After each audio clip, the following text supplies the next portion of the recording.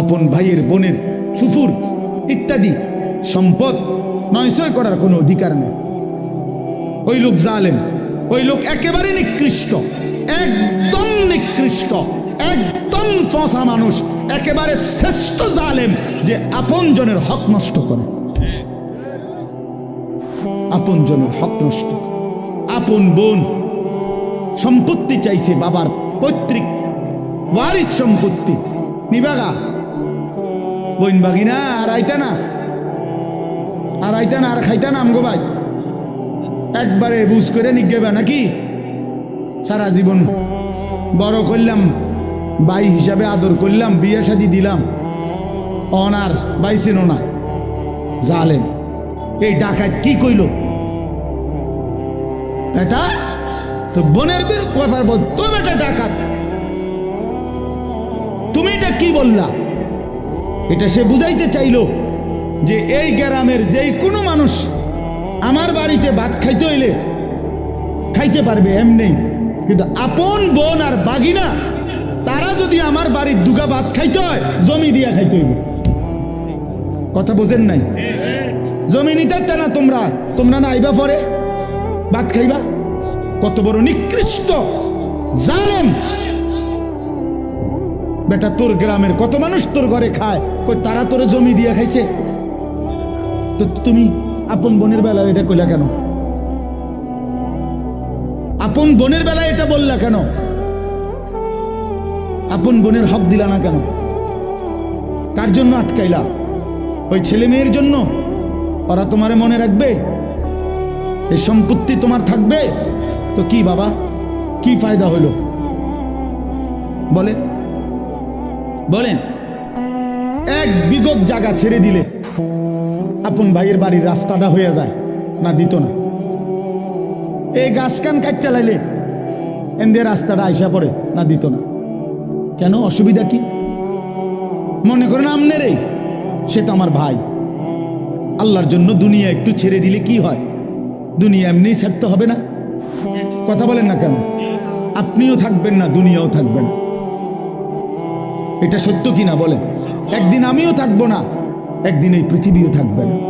কাল্লা ইদা দুক্কাতিল আরদু দাক্কান দাক্কা, আল্লাহ বলে সাবধান বান্দা, মনে রেখো আমি কিন্তু এই জমিন পাথরের মতো চূর্ণ বিচূর্ণ করে ফেলব, পাউডার বানায় ফেলব।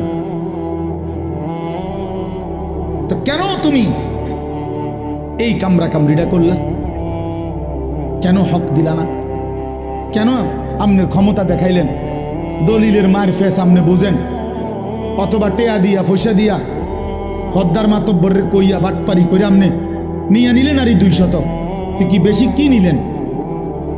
2 শতকের জন্য অনন্তকালের আখেরাত বরবাদ করে দিলেন। 5 শতক জমির লেগা 10 দুনিয়া বরাবর জান্নাত ত্যাগ করে দিলেন। আস্তাগফিরুল্লাহ! কি করলেন? কি করলেন? এই জন্য বাবা, কোনোভাবেই আপনজনের হক, এটা বান্দার হক। বান্দা এক বাপ মারা যাওয়ার পরে বাপের কিনা যদি 1 কেজি লবণ নুন থাকে ঘরে, আল্লাহর কসম ভাই বোন সবার উপরে শরীয়ত সম্মতভাবে এই নুন বন্টন করে দেওয়া ফরজ।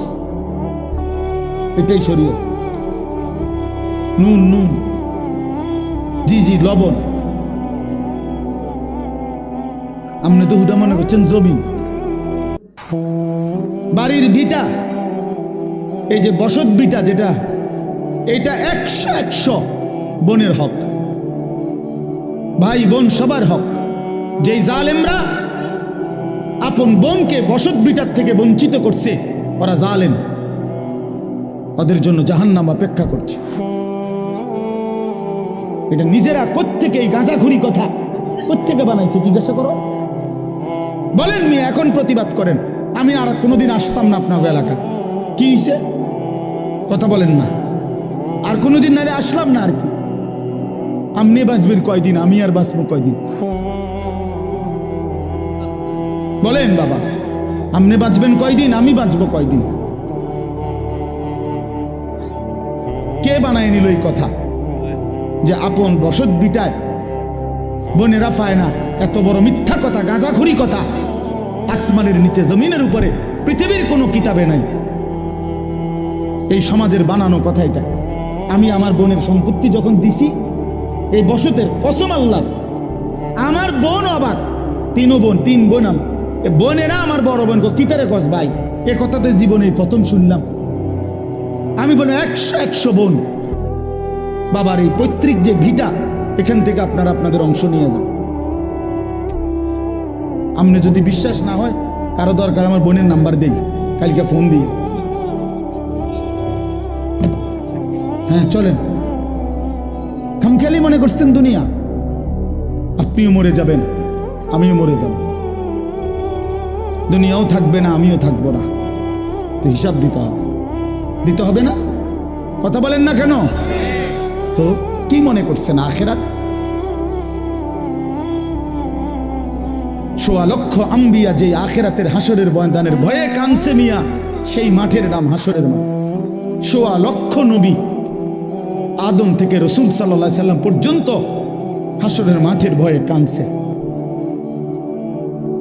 রব্বি লা তুখজিনি ইয়াওমা ইউবাসুন ইয়াওমা লা ইয়ানফাউ ওয়ালা মালুন ওয়ালা বানুন। এই যে ইব্রাহিম নবী বলছে, আল্লাহ হাসরের ওই কঠিন ময়দানে আমি ইব্রাহিম রে বেইজ্জতি করেন না। দোয়া করছি। আপনার কাছে হয়তো মনে হইব এখন, হুজুর ইডি কই ওনার ফেস লাগাইলো সমাজটার মধ্যে। হ্যাঁ, আমি এক জায়গায় বিয়ার সুন্নত তরিকা বলছি, আর হুজুর অনিডি নতুন করে কইয়া ফেস লাগাইলেন। রাসূলুল্লাহ সাল্লাল্লাহু আলাইহি সাল্লামের সুন্নাত বিবাহ কিভাবে হবে এটা আমি বলাতে বললো যে এটা ফেস লাগাইন না, কথা কইেন না, যেমনি চলছে এমনি চলতে দেন। যে বেটা বলছে বেটার এখানে টাই পরা, স্যুট পরা, পরে আমি বললাম আঙ্কেল অবশ্যই আমি ফেস লাগানো ঠিক হবে না, এই জন্য আমি দয়া করে বিয়েটা পড়াইলাম না, আমনে মেহেরবানি করে বিয়েটা পড়ান। বাবুরে আমি দুগা ভাত খেতে মাইছি, ভাত আল্লাহর রহমতে খাইছি, খানা শেষ হয়ে গেছে, আমি যাই। এইবার হুজুর আমরা কি আর এডি পারি? তা আমি এতক্ষণ পণ্ডিতি করলেন কেন বেটা ফাজিল? কথা বলেন। আমনে না কইলেন, আমি আমারটা কইলে ফ্যাঁস লাগবে সমাজে, তো আমনেরটা করেন, আমনে বিয়ে পড়ো, আমার সমস্যা, আমি তো ভাত খাইছি, দইও খাইয়া লাইছি, আমার বুঝ হইয়া গেছে, আমি যে খানার বুঝ পাইছি তো সারছে তো।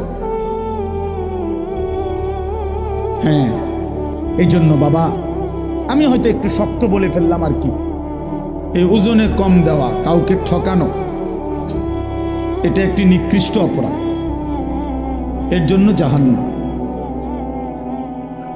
কোরআনুল কারীমের মধ্যে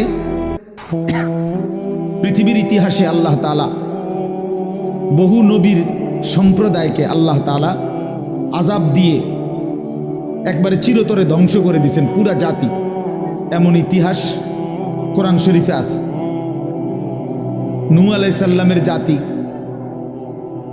হযরত হুদ আলাইহিস সালামের জাতি, হযরত লূত আলাইহিস সালামের জাতি, হযরত সালেহ আলাইহিস সালামের জাতি, হযরত শুআইব আলাইহিস সালামের জাতি, বিশেষ করে এই 5টে কওম উল্লেখযোগ্য, যাদের পুরা কওম আল্লাহ তাআলা নাফরমানির কারণে আল্লাহ তাআলা চূড়ান্ত আযাব দিয়ে ছোট বড় কোলের বাচ্চা পেটের বাচ্চা সব শেষ করে দিয়েছে, একসাথে শেষ। এই জাতির প্রত্যেকটা অগণিত অপরাধ ছিল, এর মধ্যে উল্লেখযোগ্য বিশেষ বিশেষ কোনো একটা অপরাধ ছিল, এক এক কওমের এক একটা। এর মধ্যে শুআইব আলাইহিস সালামের জাতি, যেটা কওমে শুআইব, এই হযরত শুআইব আলাইহিস সালামের জাতি, আল্লাহ তাআলা এই জাতিকেও ধ্বংস করে দিয়েছে। আসমানি এক ফেরেশতা আইসা আল্লাহর হুকুমে ফজরের ওয়াক্তে শুআইব আলাইহিস সালামের জাতির এলাকায় একটা বিকট চিৎকার দিছে, এক আওয়াজে পুরা কওম ফাসবাহু ফি দারিহিম জাসিমিন, সকলেই তাদের নিজ নিজ ঘরে উপুর হইয়া পইরা ওইখানেই মারা গেছে। এই অবাধ্য জাতি শুআইব আলাইহিস সালামের কওম তাদের বড় অপরাধ ছিল, মেইন অপরাধ ছিল তারা ওজনে কম দিত। কোরআন শরীফে আছে। এই নবীর শুআইব আলাইহিস সালাম তাদেরকে শত শতবার, হাজার হাজার বার, লক্ষ লক্ষ বার বলছে, লা তানকুসুল মিকিয়াল, আমার জাতি ওজনে কম দিও না। ওয়া আউফুল কাইলা, তিনি বলছে হে আমার জাতি ওজন পূর্ণ করে দাও, ওজনে কম করো না। ইন্নী আখাফু আলাইকুম আযাবা ইয়াউমিন আযীম, আমি তোমাদের উপরে বড় ভয়ানক আযাবের ভয় করছি। তোমরা যেভাবে মানুষকে ঠকাচ্ছ, ও চিরেই তোমাদের উপরে বড় সড় আযাব আসবে। এই কথা কোরআনে আছে, উনি বারবার বলছেন, কিন্তু নাফরমান জাতি পাত্তা দেয় না।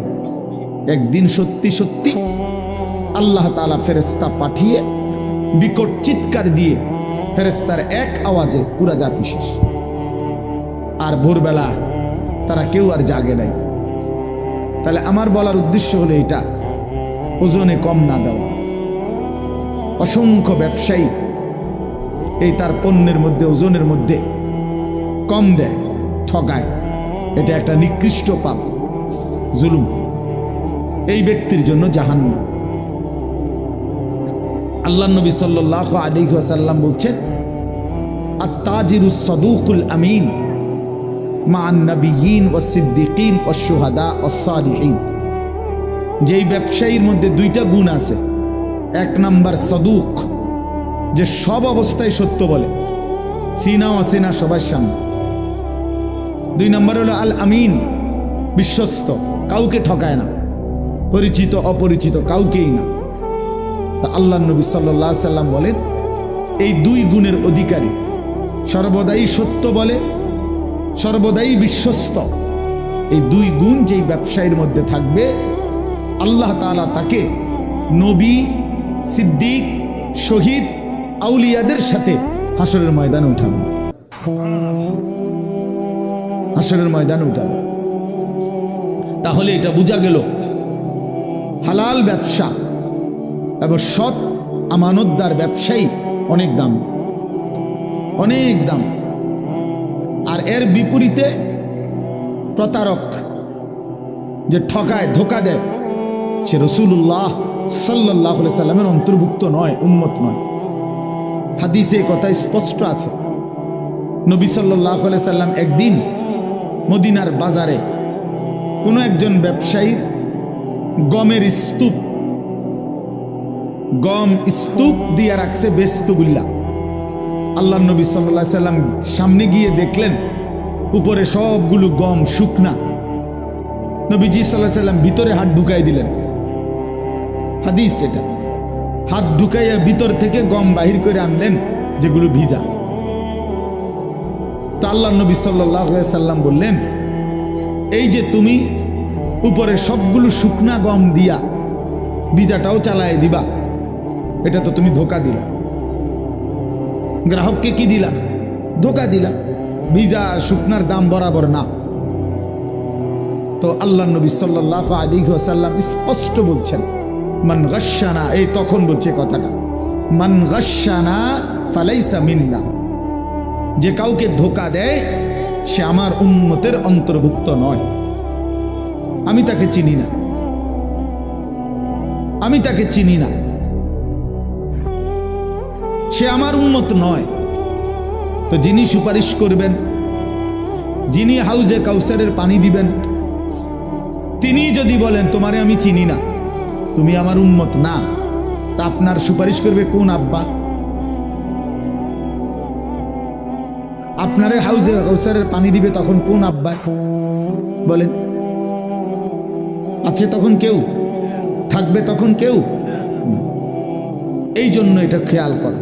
শুধু ব্যবসায়ী না, প্রতিনিয়ত আমরা লেনদেন করি। মানুষ মাত্রই সমাজবদ্ধ জীব। মানুষ একাকী থাকে না, একাকী পারবেও না। মানুষ অপরের সহযোগিতা না নিলে চলতে পারবে না। আমি কিছু টাকা দেব, উনি কিছু পণ্য দিবেন, কখনো আমি পণ্য দেব, উনি টাকা দিবেন। এই লেনদেন প্রতিনিয়ত মানুষকে করতেই হবে, নাই তো দুনিয়া চলবে না। এটা আল্লাহ তাআলারই কুদরতি নিজাম। তাহলে লেনদেন মানুষের একটা স্বাভাবিক জীবনের অংশ, জীবনের অংশ। লেনদেন মানুষকে করতেই হয়। অতএব বাপ, এই 1 নাম্বার কথা মনে রাখবেন, লেনদেনের মধ্যে হারাম না করা, কাউকে না ঠকানো, কাউকে। 100 গ্রাম কম দিলেন তো তাকে ঠকাইলেন, একটা কমলা পচা দিলেন তো তাকে ঠকাইলেন। মালের গুণাগুণটা 2 নম্বরটারে 1 নম্বর বললেন, তারে ঠকাইলেন। আর তখন এই উপার্জনটা হারাম। আল্লাহর নবী সাল্লাল্লাহু আলাইহি সাল্লাম বলেন, মানিশতারা শাইআন বিআশারাতি দারাহিম ওয়া ফীহি দিরহামুন মিন হারাম। যে কোনো একটা জিনিস ক্রয় করছে 10 টাকা দিয়ে, তার মধ্যে 1টি টাকা ছিল হারাম আর 9 টাকাই হালাল। আল্লাহর নবী সাল্লাল্লাহু আলাইহি ওয়াসাল্লাম বলেন, আল্লাহ তাআলা ওই জিনিসটি যতক্ষণ পর্যন্ত তার কাছে থাকবে, তার কোনো ওয়াক্তের ফরজ কিংবা নফল দান কিংবা সাদাকা আল্লাহর দরবারে কবুল হবে না। সরাসরি হাদিস। ওই ভাই এই লাইট এটা সরাই, এটা ফালতু কথা কার, এটা ঘুরে বয়ে। এই জন্য তার কোনো নামাজ বন্দিগি ইবাদত কবুল হবে। একবার স্পষ্ট হাদিস কোরআন শরীফে আছে। একটা বিষয় আছে এমন, আল্লাহ নিজে বলছে, বন্ধু আদম আলাইহিস সালাম থেকে নিয়ে আপনি ১৬ লক্ষ আম্বিয়াকেও আমি এই একই আদেশ করছি, ওই একই হুকুম আমি ইমানদার সমস্ত বান্দাকেও করেছি। এমন একটা হুকুম, সেটা কি? সেটা হলো হালাল খাও এবং নেক আমল করো। এই কথাইটা যে আগে উপার্জন হালাল, আগে বক্ষণ খাবার হালাল খাও, অতঃপর আল্লাহর ইবাদত করো, এই কথাইটা হুবহু আল্লাহ ১৬ লক্ষ নবীকেও বলছেন এবং সমস্ত ইমানদার উম্মতকেও বলছেন। কথা বুঝছেননি আমার? তাহলে এই মুশতারাক হুকুম সমস্ত নবীর জন্য যেই হুকুম, রাসূলুল্লাহ সাল্লাল্লাহু আলাইহি সাল্লাম বলেন, ইন্নাল্লাহ তাআলা আমারাল মুমিনিনা কামা আমারা বিহিল মুরসালিন। আল্লাহ তাআলা রাসূলদেরকে যেই হুকুম করেছেন, হুবহু এই হুকুম ইমানদারদেরকেও করেছেন। যে 1 নাম্বার রোজগার হালাল, বক্ষণ খাবার হালাল। 2 নাম্বার হলো আল্লাহর ইবাদত, নেক আমল, নেক আমল। এজন্য বাপ আমরা অনেক সময় খামখেয়ালি মনে করি, খামখেয়ালি মনে করি, হালাল রোজগারের বিষয়টাকে পাত্তা দেয় না। এই সুদের টাকা, কিস্তির টাকা, মিথ্যা হারাম রোজগার, বাটপারি, সিটারি, ওজনে কম দেওয়া, আবার গিয়া নামাজ পড়ে মনে করবে যে চলবে না, চলবে না, চলবে না, হবে না। কোনো ব্যক্তি শুধু নামাজ পড়লে তারে নামাজি বলে, কেউ রোজা রাখলে তারে রোজাদার বলে, কেউ হজ করলে তারে হাজি সাহেব বলে, কেউ দান করলে তারে দানশীল বলে। কিন্তু দিনদার, মুত্তাকি, ফরহেজগার, আল্লাহওয়ালা তাকে বলে যে পুরা দিন মানে। কথা বুঝছেননি আমার? আর জান্নাতে যাওয়ার জন্য শুধু নামাজি হওয়া যথেষ্ট নয়, শুধু রোজাদার হওয়া যথেষ্ট নয়, শুধু হাজি সাহেব হওয়া যথেষ্ট নয়, শুধু দানশীল হওয়া যথেষ্ট নয়, বরং পুরা দিন মানা জরুরি। আমার জন্য, আপনাদের জন্য। আমি না মানলে আমি লাভ ক্ষতিগ্রস্ত, আপনি না মানলে আপনি ক্ষতিগ্রস্ত। কথা বুঝছেন? বহুত জনে তো মানে না, এ কথা কই হালাই দিল হইতো না। বহুত হুজুরেও তো মানে না, না মানুক, আমনে মানবেন। কারো অমকে মানে না, তমকে মানে না, এ কথা বলে উড়াই দিলে হবে না। আমনে তো উনার কবরে যাইতেন না, আপনি তো আপনার কবরে যাইবেন। এই জন্য হালাল রোজগার এটা অত্যন্ত গুরুত্বপূর্ণ। তলাবু কাসবিল হালাল ফরিদাতুন, সরাসরি হাদিস, বাদাল ফরিদা। নবী সাল্লাল্লাহু আলাইহি সাল্লাম বলেন, নামাজ, রোজা, হজ, যাকাত এই ফরজগুলো আদায়ের পরে হালাল রোজগার তালাশ করা, এটা দ্বিতীয় ফরজ। দ্বিতীয় ফরজ কাসবিল হালাল, হালাল রোজগার, হালাল রোজগার। রাসূলুল্লাহ সাল্লাল্লাহু আলাইহি সাল্লামের জামানায় এক ব্যক্তি কাবা ঘর ধরে, কাবার গিলাফ ধরে বহু দূর থেকে সফর করে বালু সালু নিয়া কাবার গিলাফ ধরে আল্লাহর কাছে দুই হাত তুলে দোয়া করতেছিল বিভিন্ন কিছু, ইয়া রব্বি, ইয়া রব, ইয়া রব, আল্লাহ আমার এই দরকার, এই দরকার, এই দরকার। তিরমিজি শরীফের হাদিসের মধ্যে আছে, আল্লাহ নবী সাল্লাল্লাহু আলাইহি সাল্লাম সাহাবীদেরকে বললেন, দেখো তো, মাতামুহু হারাম, মাশরাবুহু হারাম, গুজিয়া বিল হারাম, ফাআন্না ইউস্তাজাবু লাহ। এই যে লোকটা, সে যা খেয়েছে হারাম, সে যা পান করছে তাও হারাম, তার শরীরের গোস্ত রক্তগুলো যা হয়েছে তাও হারাম, ফাআন্না ইউস্তাজাবু লাহু, তাহলে কিভাবে তার দোয়া কবুল হবে? যদিও সে কাবার গিলাফ ধরে রাখছে, যদিও সে আল্লাহর ঘরের সামনে। তো রাসূলুল্লাহ সাল্লাল্লাহু আলাইহি সাল্লাম যদি বলেন হারামখোরের দোয়া কবুল হয় না, তা আপনি গাছ জোরে নিয়ে দোয়া কবুল করাবেন? কথা বলেন না? ইমাম সাহেব রেটে 100 দিলে ইমাম সাহেব দোয়া কবুল করাইয়া এরপরে বেহেশতে জমা দিয়ে আইব না? কি বেহেশত এই মাওলানা রুহুল আমিন, মাওলানা অমুকের, আবু হানিফ, আনিসুর রহমান, হেগো বাফের সম্পত্তি? হ্যাঁ, কথা বলেন না কেন? বেহেশত কি ইমাম সাহেবের বাপের সম্পত্তি? তো ইমাম সাহেব কি টেন্ডার নিয়ে আসছে বেহেশত, যে আমি দূরের টেন্ডার লইছি 10 শতকের? তো কি ভাবছেন? আপনার সমস্ত জিন্দিগির পুরা নাফরমানি ইমাম সাহেবটি 100 দিয়ে মিলাই দিব, এত খামখেয়ালি ভাবলেন? সারা জিন্দিগির সমস্ত হারাম উপার্জন 200 টাকা দিয়া ইমাম সাহেব সাফ করায় নিব, এটা কি আসলে? এতটা মামুলি কিভাবে ভাবলেন? এতটা খামখেয়ালি কিভাবে মনে করলেন?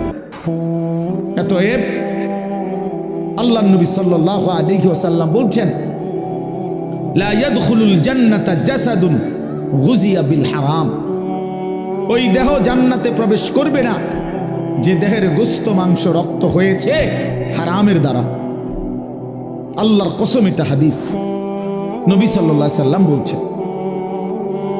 আমি নিজে হাদিসের ব্যাখ্যার মধ্যে পড়ছি, আহা বদনসিব ওই ব্যক্তি, যে ব্যক্তি তার গোটা ফ্যামিলিকে, বউ বাচ্চাগুলোকে হারাম টাকা খাওয়াইছে, তার এই হারাম রোজগার দিয়েই সবাই খাওয়াইছে, পড়াইছে।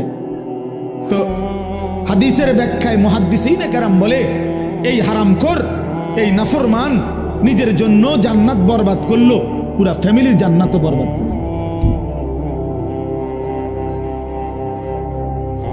পুরা ফ্যামিলির জান্নাত বরবাদ করে দিল, সবার জান্নাত বরবাদ করে দিল।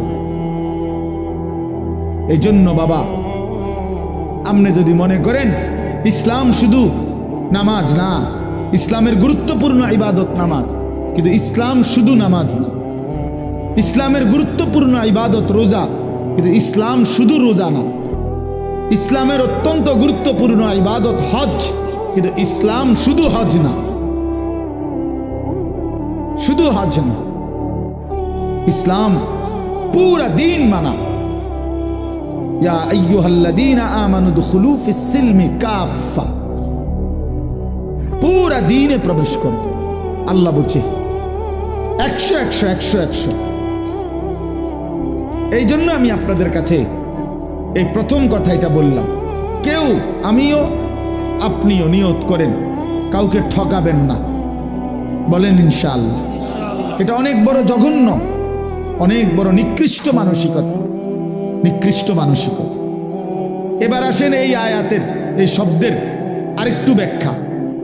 সেটা হলো তাতফিফ, মানে বান্দার হক, আল্লাহর হক কোনো কিছুতেই কমতি না করা, ঘাটতি না করা। এটা তাফসীর আছে। আল্লাহর যত হক আমার কাছে, তা পূর্ণ আদায় করা। ঘাটতি করলে, কমতি করলে, ত্রুটি করলে এটা তাতফিফ, এটা তাতফিফ, ওই ব্যক্তির জন্য জাহান্নাম। বান্দার হক যেটা, সেখানেও যদি কেউ ঘাটতি করে, কমতি করে, ত্রুটি করে, ধোকা দেয়, না দেয়, তো সেটাও তাতফিফ, ওই ব্যক্তির জন্য জাহান্নাম। আসেন আমি দুইটা উদাহরণ দেই। এক নাম্বার হলো নামাজ, আল্লাহর হক। কার হক? এই নামাজ যারা আদায় করে তাদের দায়িত্ব নামাজের মধ্যে এক সুতাও ঘাটতি না করা, তাইলে তাতফিফ হবে। হাদিসে আছে রুকু, সেজদা, ওযু, নামাজের নিয়ত, সানা, সূরা ফাতিহা, কোরআন শরীফের সূরা, তাসবিহ, আত্তাহিয়াতু, দুরূদ শরীফ, দোয়ায়ে মাসুরা, দোয়ায়ে কুনুত এবং ধীরস্থিরতা, কোনো কিছুর মধ্যে ত্রুটি না করা। ত্রুটি করলে তাতফিফ, ত্রুটি করলে আল্লাহর হকের মধ্যে ত্রুটি করলেন, আপনার জন্য জাহান্নাম। আপনি গ্রামের না শহরের, আপনি স্কুলের না কলেজের, আপনি মূর্খ না পাবলিক, আপনি কি গ্রামের সাধারণ মানুষ না অসাধারণ, এগুলো কোনো কথা না, এগুলো একটাও কোনো হিসাব না। আপনি মুসলমান কিনা সেটা বলেন।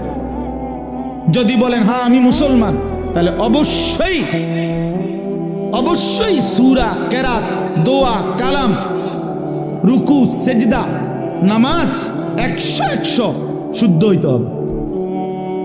যার সূরা অশুদ্ধ, যার দোয়া কালাম অশুদ্ধ, যার আলহামদুলিল্লাহ সূরা অশুদ্ধ, সে আল্লাহর হকের মধ্যে ত্রুটি করছে, তার নামাজ আদায় হয় না, জাহান্নাম তার জন্য অপেক্ষা করছে। আপনারা এই বোকামি করেন, আপনাদের অন্তরের মধ্যে কেউ বসাই দিছে আমরা সাধারণ মানুষ, আমরা গ্রামের মানুষ, আমরা সিধা সাদা মানুষ, আমরা জেনারেল মানুষ, আমরা স্কুল কলেজে পড়ছি অথবা কিছুই পড়ি নাই, আমগো দোয়া কালাম সূরা কেরাত কোন রকম একটু হইলে এবে রুকু সেজদা দেওন, আমরা কি আর এত টান ফার্মু? কাজে আমরারে এমনি বেহেস্ত দিতে হইব, আর হুজুররারে বেহেস্ত দিতে হইলে সূরা কেরাত, দোয়া কালাম 100 শুদ্ধ সঠিক বুঝা এরপরে হুজুরের বেহেস্ত দিতে হবে। কারণ আমগোর লাগে বেহেস্তটা কঠিন হয়ে গেছে, আমনের জন্য এটা সহজ হয়ে গেছে। এটা তো বেইনসাফি, আর আল্লাহ তো বেইনসাফি করতে পারে না। আমি যদি আল্লাহরে কই আল্লাহ আমি বেহেস্তে যাইতে হইলে 30 পারা কোরআন শরীফ আমার শুদ্ধকরণ লাগছে, আমি রুকু সেজদা ঠিক করণ লাগছে, এবারটা বেহেস্তে যাইতে গিয়া এবার আর কিছুই ঠিক করণ লাগে নাই, এমনি বেহেস্তে যাইতেছে গা, এটা কেমন ইনসাফ হলো? কথা বলেন না? তখন কি কি ব্যাপার ভাই? এই জন্য সাবধান। আবু হানিফ ভাই এটা বলতেছিল যে কেমন মুমিন হলেন, আল্লাহর কোরআন শুদ্ধ পড়তে পারেন না। আমি তো বলি আল্লাহর কোরআন যে শুদ্ধ পড়তে পারে না ওই বেটা বোবা। কেন শুদ্ধ পারে না? যেহেতু সে বোবা। বাস্তব মূলত এ বেটা বোবা দেখতে পারে না, কথা কইতে জানে না। বলে না আমি তো কত কথা শুনি, না এগুলো কথা না, এগুলো ছাড়াও দুনিয়া চলতো। বাকি যত কথা বলে মানুষ, এগুলো না বললেও দুনিয়া ভোগ করা যাইতো। যার প্রমাণ বোবা নিজে। যারা বোবা মানুষ তারা ভাতও খায়, বোবা মানুষ পেশাব পায়খানাও করে, বোবা ঘুমও যায়, বোবা বিয়াও করে, বোবার বাচ্চাও হয়। মাত্র তাইলে হেঁটে কেমনে দুনিয়া ভোগ করে? কথা বলেন। তাহলে বুঝা গেল কথা না বলিয়েও দুনিয়া কি করা যায়, তোর তো সারছে তো। তাইলে আর আমনে কথা কইয়া লাভ হইল কি? আপনারে জবান দিল কেন? তাইলে বাতের লাগে তো হেবেটা ভাত খায় কেমনে? আপনারে জবান দিল কি লেগে? হতনের লাগে তো হেইতে হতে কেমনে বলেন? ওই অন্ধ লোক দুনিয়া ভোগ করে কিভাবে? ওই বধির লোক দুনিয়া ভোগ করে কিভাবে? এই জন্য বাপ আল্লাহর হক অনেক, এত রাত আমি সব বলা যাবে না, একটাই বললাম নামাজ। রুকু দেন, আপনাদের অনেক বয়স্ক লোক আছেন, রুকু দিয়া মাথা একটু উঠাইয়া আরেকটা সেজদা জায়গা, এ বাটপার, এই বুড়া বাটপার, মনে রাখেন, 1 নম্বর বাটপার, এটা বাটপার,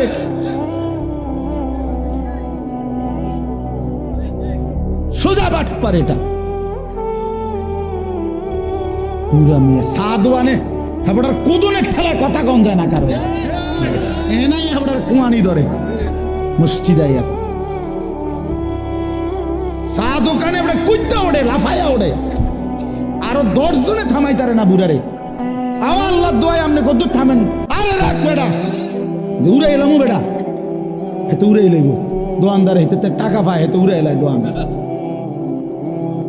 চালাক ইসলামিক চা দোকানে গিয়ে ওইখানে মাতবুরি দেখায়, নামাজের বেলায় এসে সেজদে একটা দিয়ে একটু মাথা উড়ে আরটা দিয়ে একদম জাঁতা দিয়ে ধরা দরকার, এগুলার একদম সাপ দিয়ে, যে মাথায় আর উড়াইও না, মাথা যখন উড়াইতেই কষ্ট হয়, মাথায় আর উড়াইও না। এটা কি ধরনের নামাজ বলেন? এটা নামাজ হইল? এটা তাফসীর, তাফসীর আমি নিজে পড়ছি বাবা, আমি তো শক্ত বলি, বুঝার জন্য বলি। হযরত ওমর রাদিয়াল্লাহু তাআলা আনহু তাফসীরে মাআরিফুল কোরআনে আছে, আপনি এখন গিয়ে দেখেন। হযরত ওমর রাদিয়াল্লাহু তাআলা আনহু একদিন দেখছেন এক ব্যক্তিকে, সে রুকু এবং সেজদার মধ্যে ত্রুটি করছে, এর সাথে সাথে তাকে বললেন, লাকাদ তাফফাফতা, হে আল্লাহর বান্দা, তুমি তাতফিফ করলা নামাজে, ওই যে এ ওয়াইলুল লিল মুতাফফিফিন, কমতি করলা আল্লাহর হক আদায়ে, তোমার জন্য জাহান্নাম, তোমার জন্য কি জাহান্নাম। ইসলাম মস্কারি না, আপনারা অনেক মানুষ মনে করেন আল্লাহ ভরসা, মাইতো না চাই, যত কয় এত না, যত কয় এত না, কইতো লাগলে কদ্দুর বাড়াইও কয় হুজুররা, আচ্ছা বাড়াইয়ে কইলাম, ধরেন মনে করেন আমি যে দূর বাড়াইয়া কইছি তার অর্ধেক, অর্ধেক ফিডা লইতে পারবেন তো? কথা কন বুঝেন নাই, মনে যে তো কই এত না, ঠিক আছে, আচ্ছা অর্ধেক, তো অর্ধেক ফিডা লইতে পারবেন তো? তো তাইলে তো বলেন না, অর্ধেক লইতে পারবেন জিগান, তো যত কয় অত না, মানে বাস্তবিক কথা এটাই ঠিক, হুজুররা যত কয় অত না, মানে হলো আল্লাহর কসম, আসলেই এটাই কথা, আমরা যত বলি তত না, বরং তার চাইতে কোটি গুণ বেশি। জাহান্নামের বর্ণনা কোনো আলেম পুরা দিতে পারবে না, জান্নাতের পুরা বর্ণনা কেউ দিতে পারবে না, বরং তার চাইতে কি বেশি, অনেক বেশি। তো যত কয় তত না, মানে এটা এদিক দিয়া না হেদিক দিয়া, এটার অর্থ। আপনি হাদিস শুনেন, একটা হাদিস শুনাই, আল্লাহ নবী সাল্লাল্লাহু আলাইহি সাল্লাম বলছেন, কোরআন শরীফের একটা আয়াত আছে, ওয়া আম্মা মান খাফফাত মাওয়াজিনুহু ফাউম্মুহু হাওিয়া ওয়া মা আদরাকা মা হিয়া নারুন হামিয়া। আল্লাহ বলছে, যার হাসরের ময়দানে মিজানের পাল্লায় গুনাহ ভারী হবে, নেকি হালকা হবে, তার ঠিকানা হবে হাবিয়া নামক জাহান্নাম। জাহান্নামের মধ্যে 7টার মধ্যে একটার নাম হাবিয়া, হাবিয়া জাহান্নাম। তো আল্লাহ নবীজিকে নিজে বলতেছে, ওমা আদরাকা মা হিয়া, বন্ধু আপনি জানেন এই হাবিয়া জাহান্নামটা কেমন? তো আল্লাহ তাআলা নিজেই বলতেছেন, নারুন হামিয়া, সবচেয়ে গরম উত্তপ্ত জাহান্নাম। এবার উত্তাপটা কেমন নবীজি এবার ব্যাখ্যা দিছে, এটার তাফসীরের মধ্যে আছে। নবীজি বললেন এই আয়াতের ব্যাখ্যায় জাহান্নামের তাপটা কেমন, তো নবী সাল্লাল্লাহু আলাইহি সাল্লাম বলেন, নারুকুম হাদিহি জুজউম মিন 70 জুজআম মিন নারি জাহান্নাম। হায় আল্লাহ, নবী সাল্লাল্লাহু আলাইহি সাল্লাম বলেন, উম্মত তোমাদের দুনিয়ার আগুন জাহান্নামের আগুনের আল্লাহর কসম বাবা 70 ভাগের 1 ভাগ। এর চাইতে আরো 69 গুণ বেশি গরম জাহান্নামের আগুন। জাহান্নামের আগুন, বুঝছেননি আমার কথাটা? দুনিয়ার আগুন জাহান্নামের আগুনের কয় ভাগের কয় ভাগ? 70 ভাগের 1 ভাগ। এর চাইতে 69 গুণ বেশি আরো জাহান্নামের আগুন। এরপরে শুনেন না, শুনতেছেন? হাদিস আছে সাহাবায়ে কেরাম লাফ দিয়া উঠছে, লাফ ফাল দিয়া উঠছে, ফাল দিয়া উঠা সাহাবীরা চিৎকার দিয়া বলছে, ইয়া রাসূলুল্লাহ ওয়া ইন্না যালিকা লাকাফিয়া। হে আল্লাহর নবী, আহা কি বললেন? জ্বালাইয়া পুরাইয়া ছাই করে ফেলার জন্য দুনিয়ার আগুনটাই তো যথেষ্ট। এইটাই তো ছাই বানায় ফেলে, এইটাই তো পুরাইয়া শেষ করে ফেলে। তো নবী সাল্লাল্লাহু আলাইহি সাল্লাম বলেন, তাহলেই ভাবো এর চাইতে আরো 69 গুণ বেশি তাপ জাহান্নামের আগুন, সেটা কেমন হবে? বুঝছেন আমার কথাটা? তো যত কই তত না, ঠিকই তো তত না, অনেক বেশি কি না বলেন না? এই কথা এবার বুঝছেন? আল্লাহ তাআলা বলছেন, আমার বান্দার জন্য আমি যে জান্নাত বানাইছি, মা লা আইনুন রাআত, এত সুন্দর কোনো চোখ দেখে নাই, ওয়ালা উযুনুন সামিআত, এত সুন্দর কোনো কান শুনে নাই, ওয়ালা খাতারা আলা কলবি বাশার, কোনো অন্তর জান্নাতের বিস্তৃত সৌন্দর্য কল্পনাও করে না। তো ঠিকই তো, যত কই তত না, পুরোটা আমি করতে কম, আমার তো আন্দাজে নাই। বোঝেন নাই কথা? আমি পুরোটা বলবো কেমনে? তাহলে জান্নাতের বর্ণনাও আমরা যত কই তত না, তার চাইতে বেশি। জাহান্নামের বর্ণনাও আমরা যত কই তত না, বরং তার চাইতে বেশি। খামখেয়ালি করেন না, খামখেয়ালি মনে করেন। হাসরের ময়দান মামুর বাড়ি না, হাসরের ময়দান নানার বাড়ি না, চাঁদওয়ানের পণ্ডিতি না, গ্রামের মাতবরিরা হেতেরে হেতেরে ঠেলাঠেলি করা না। হ্যাঁ, আখেরাত হিসাবের ময়দান, হিসাবের ময়দান। দয়া করে অনুরোধ করলাম, দয়া করে অনুরোধ করলাম, আমার চিন্তা আপনি করেন না, আপনি চিন্তা করেন, নিজের ফিকির করেন, নিজের ফিকির করেন। কোন আলেমের পিছনে সারাদিন পেরেশানি পড়েন না। যাকে আল্লাহ এলেম দিছে তাকে আল্লাহ তাআলা দয়া করছে, নিজের ফিকির বানান। আহা আমার কি হবে, আমার কি হবে, আমার কি হবে? কোরআন শরীফে আছে, তাফসিরে শুনেন মিয়া, আল্লাহ তাআলা যেদিন এই আয়াত নাজিল করছে জাহান্নামের কথা বলতে গিয়ে, আল্লাহ তাআলা বলছে, আচ্ছা এগুলা কি বাচ্চা, এগুলা আমি বুঝলাম না, এই অপদার্থ এগুলা কোত্থেকে আইল?